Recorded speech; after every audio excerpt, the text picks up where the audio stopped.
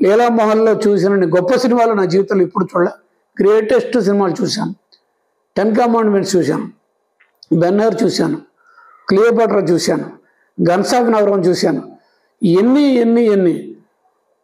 ఇంకొక గొప్ప cinema 42 Hollywood stars ఒకే సినిమాలో, లాంగెస్ట్ డే, అటారీ, అయ్యో ఎన్నో సినిమాలు. ఇందులో కొన్ని స్పెషల్ సినిమాలు చూసా. ఒక కళ్ళజోడుతో ఉండే ఒక సినిమా 13 గోడ్స్ అని.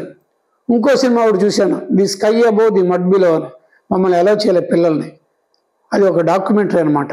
పపువా న్యూగినియా అని ఒక ప్రిమిటివ్ జాతుల మీద తీసిన ఫ్రెంచ్ డాక్యుమెంటరీ. ఇలాంటి గొప్ప గొప్ప సినిమాలు ఎన్నో చూశాను. ఆ సినిమాల వల్లే నాకు అప్పటి నుంచి కూడా ఇంటర్నేషనల్ సినిమా, హాలీవుడ్ సినిమాలు, నాకు ఇప్పటికీ కూడా ఆ సినిమాల తాలూకు డైరెక్టర్ పేరు చెప్పగలను, కెమెరామెన్ పేరు చెప్పగలను, ఆర్టిస్ట్ పేరు చెప్పగలను, అందరి పేర్లు చెప్పగలను. నాకు బాగా ఇష్టం కిర్క్ డగ్లస్, మైకేల్ డగ్లస్ తండ్రి గారు.